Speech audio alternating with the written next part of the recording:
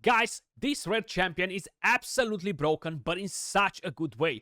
In today's video, I'm gonna show you what you can do with Nida in Dragonheir Silent Gods and unlock her full potential. She's really a true wild hero, busted, but in such a good way, how I mentioned.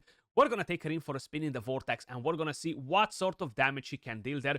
If you don't have some of the crazier wild heroes like Casper, you might not have Flora, you might not have, of course, Tonan, or other amazing wild heroes, she can absolutely step up and deal insane damage. Not only that, but in some cases, like world bosses for example, she might be better than a Tonan just for the simple fact that you don't have to worry so much about her survivability.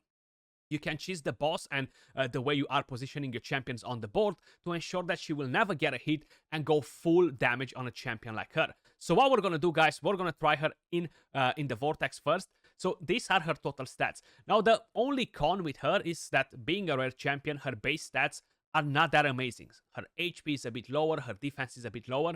So for the Vortex, you will require to give her some survivability too, not just full damage. Total stats on her, we have 41k HP, 1.4k defense, 4.4k attack, 91 crit rate, 211 crit damage. I would love to get a 100% crit rate, but it just doesn't seem to happen. It's so hard to get full crit rate in Dragonheir Silent Gods when you don't have an artifact that gives you crit rate and you don't have any inspired legendaries. You know, it's pretty hard. I gotta admit it. Of course, if you're going with crit rate gloves, that is easier to achieve. But if you're going with crit damage gloves, it's pretty hard to get to full crit rate. Leaving that on the side. As an artifact, we have the Eyeball of the Giant, guys. This will give us a lot of attack, will boost her damage from the passive. The Volcanic Disc is a decent option too because you are getting more survivability, but you are getting less damage. So keep that in mind as well. Now, I only have unlocked difficulty 3 on the Vortex at the moment, guys. And the team that we are running will be the following. We have Adolphus, he's going to be our main support. We have Isolde, the main tank, and decrease attack and get a bit of extra support.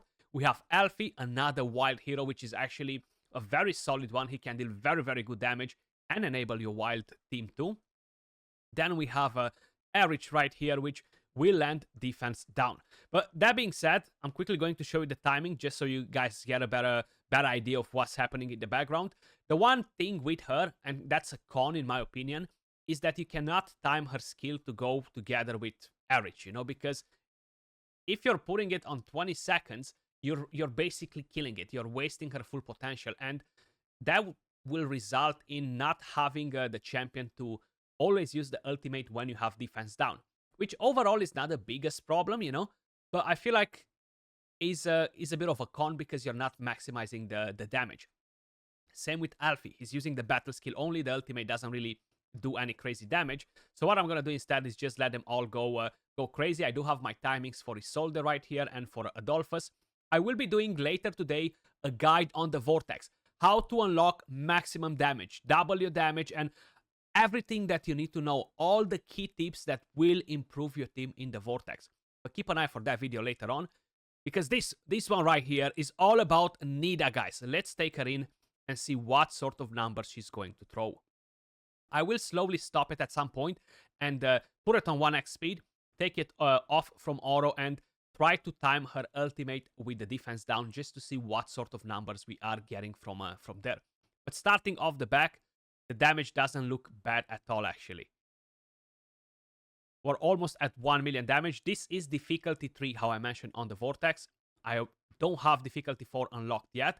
But the main thing that you should prioritize is not the difficulty of the Vortex, is what the champion can do, because a champion's performance won't change based on the difficulty of the boss. Yes, it might survive less than on the other difficulty because the boss hits harder. They might deal less damage because you won't survive as much. But overall, seeing that damage at the top right corner is what matters to know if a champion is good to deal damage or no, basically, you know. So we have the defense down. I think this hit is going to drop in 215k. That was actually a very nice hit from the ultimate. I don't even have to stop it because it just timed alone. That's why I let him go all chaotic, the 3 of them, because no matter what I'll be doing is basically just it will just stop them from reaching their maximum damage anyway, you know. So we are at 4 million damage so far with a wild team on difficulty 3. I know this season so far I focused a lot on showcasing Ice Blast teams for the Vortex guys, but I am planning to show a few different ones to give you options for all of the elemental affinities. And this one right here is actually a very solid one for the wild the wild element. Once you're gonna go to difficulty 4, it's gonna be a bit different because you might have to drop Alfie out of the team maybe, or somebody else to be able to bring in more support or a cleanser, somebody that can dispel that defense down that the boss puts on you as an option. Or you can drop the decrease attack and try to bring in a cleanser and a big healer or something if you have it available. But I feel like this season for necrosis and for fire is pretty hard to get all that organized. It's just the way the elemental affinities combo with each other. I feel like they don't have such an amazing support like Poison, for example. You have Frorbart, he fills so many roles. You have Garius on the other side. You have other champions that can really elevate any team, you know. So we do have Adolphus, though, at least. We do have Adolphus, so thanks for that, you know. Thanks for that. I'm glad we're not missing out on it.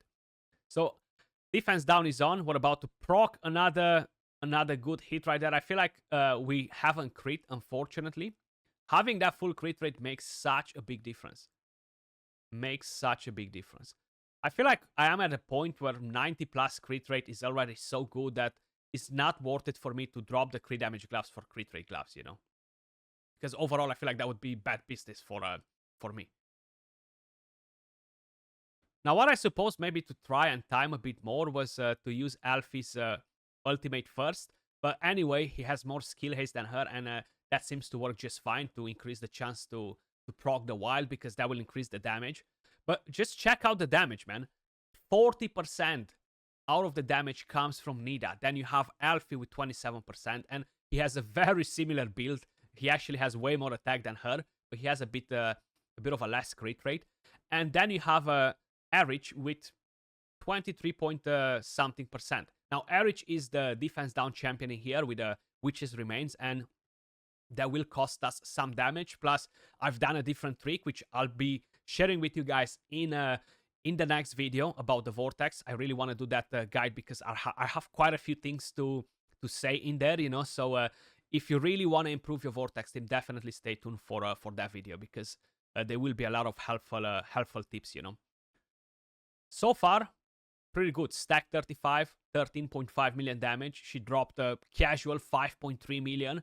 And she will do the same, guys, on world bosses. Now, this time around, you have a world boss that is pretty nasty with the damage if you have a melee hero next to him.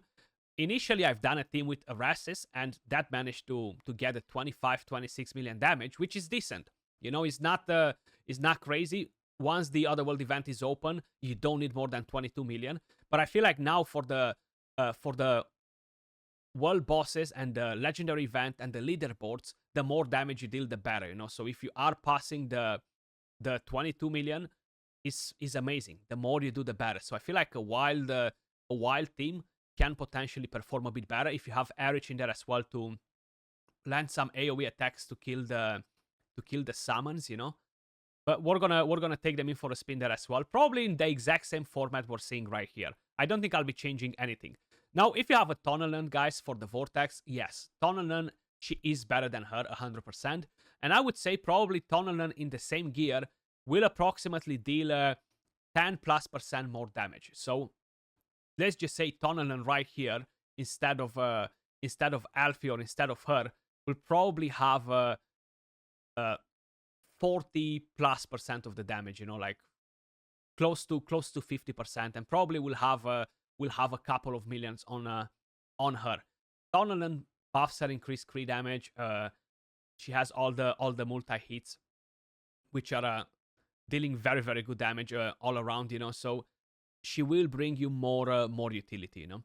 So for the difficulty 3 right now, guys, the gear that I have on the team is too powerful. Usually when you are at difficulty 3 on the Vortex, you don't have access to such good gear. So try to kind of like put on the side the whole idea of surviving so long with this team and be like, wow, this team is gonna do amazing for me with lesser gear. It will still get you a good damage, but it won't be as powerful as an Ice Blast team, for example, you know?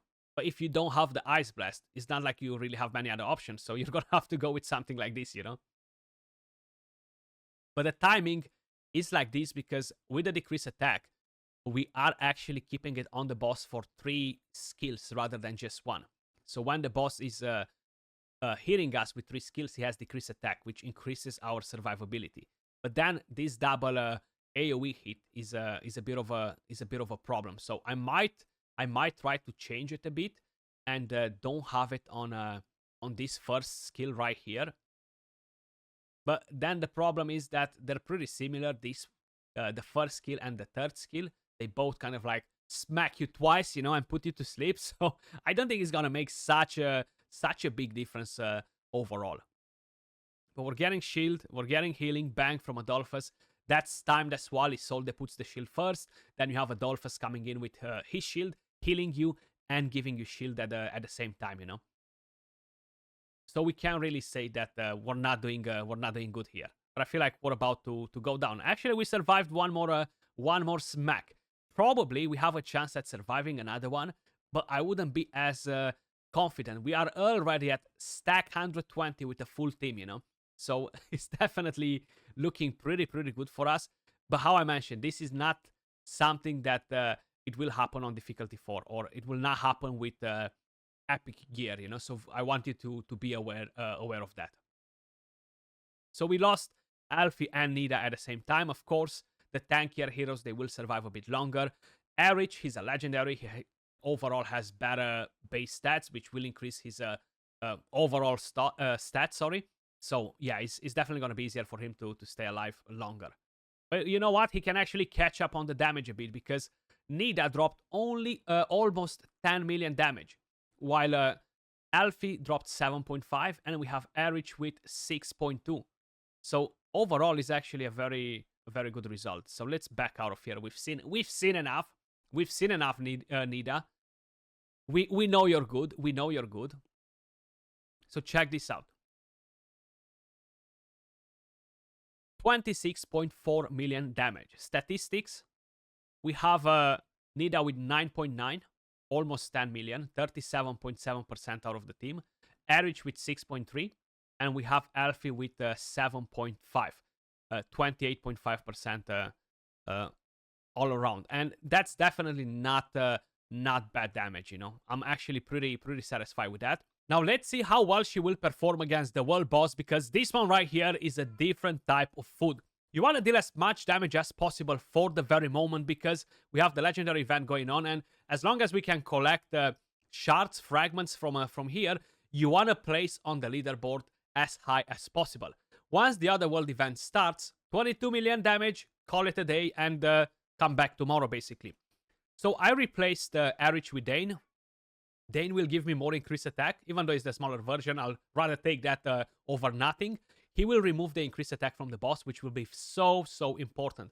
Now, I do have one problem with this team, because I haven't really tuned the team to deal damage on this boss, so I need more skill haste on Isolde, on Adolphus, and because of it, at the moment, probably we're not gonna smack the boss. I feel like the boss will smack us back, you know? But that's fine. That's a thing to discuss another time. What we want to see right now is Nida in the spotlight, ladies and gentlemen. So we haven't changed anything on her. She still has the exact same gear. And when I'm talking about the skill timing, the presets, we have some in here. They won't really help us a lot, because the boss is on an 18-second cycle. So he will constantly overlap us and mess up the entire timings for when we're putting the debuffs. But you want to have at least a 10.1 seconds difference in between Dane and Isolde, because if we have the bigger version of decreased attack on the boss and is only there for half a second, Dane will not replace that with the smaller version of decreased attack, even though it's going to be on for 10 seconds. So you want to make sure you time that, okay? It's going to be very important if you're running Dane, of course. But either way, let's see Nida in action, guys, because I feel like she will definitely surprise us. If you're going to bring a Tonan in here instead of her, what will happen is that Tonan will go all the way to the boss next to Isolde, and she will get obliterated. Trust me when I'm telling you, this boss hits hard. Now, you will have to sacrifice damage on her to get survivability. And for wild heroes, I feel like it's too much of a sacrifice. If you're bringing in Arasis and you're coming in with a burn team, he does have his own integrated shield on the battle skill, but on top of it, you're gonna be able to tank him more because burn generally deals more damage from the ticks on all of the minions and stuff. So that will actually be easier to tank. But for the wild is a bit different because they need to do the raw damage, and if you're sacrificing too much damage for survivability, that will cost you. Now, this kind of like gives me PTSD from last season. I used to run a very similar team, but full of wild with Erich, with Casper, and I only had Adolphus and Isolde in a team. Now, Isolde, she's generally a good tank if you have the right support for her. But because you only have one support champion in this team, probably she'll be getting wrecked by the boss before we reach the damage. I used to retry my team even last season, like, I don't know, 2, 3, 4, 5 times every single day. Now, another thing to keep in mind, if by any chance you have a champion that can put decreased speed on the boss that you're not using on your Necrosis team, maybe you have Adri, maybe you have the new epic champion from the Pillar of Trials, which is amazing, by the way, then you could potentially bring in here that champion to put decreased speed on the boss and slow him down. That will absolutely improve the team so much. If you guys remember all the guys that I've done on the world bosses last season, you've probably seen how many decreased speed champions I used on most of the teams and how impactful they were, you know, like they were absolutely game-changing. And you can do the same with Adri, the rare champion, if you're not using her on your Necrosis team, of course. I can't remember if we have any wild or any fire hero that does that, you know. I don't think we do, but I might be wrong. Don't hold me accountable on that because I really don't remember 100%. So far, we are at 6 million damage with Nida. Almost doubled what Alfie's doing. She just hit for like a casual 280k without having defense down. So I feel like the timing is a bit off. You see, Isolde, she's already getting hammered, man. Like, we need more healing in here. We have a defense aura. She has the smaller version of increased defense on herself. I gave her the Scarab to help her as well, to make sure she's not gonna get wrecked. We could potentially drop one of the damage dealers and bring in a different support champion. You know, the problem is who, you know, and we could replace the build on Dane and just go full damage on him to kill the skeletons faster, and don't have the increased attack on the team from him, but that can be a bit bad, you know. I was gonna say don't die just yet. Like, she literally just got wrecked there by the skill, you know. And I feel like the rest are about to go down in just a second. That's kind of like the issue that you will have with a team like this. And even though I have pretty good builds on them, my Psychic Core is maxed on fire, right? It still doesn't quite cut it. This is a thing of retrying, you know. It's a thing of RNG with Isolde staying alive or no, to get to the 22 million damage. But either way, my point here is not to do a guide on the team. My point here is to spotlight Nida, guys. And she dealt 9 million damage, almost half of the entire damage from a rare champion, okay? Absolutely amazing. I will definitely use her in my second team, most probably, you know. The main thing that I will struggle with for a second fire team will be my support. What healing I will be taking in that team, you know. Let me know your thoughts in the comments down below. Have you been using Nida so far? Appreciate every single one of you guys watching. Much love, and I'll catch you all in the next video. Peace.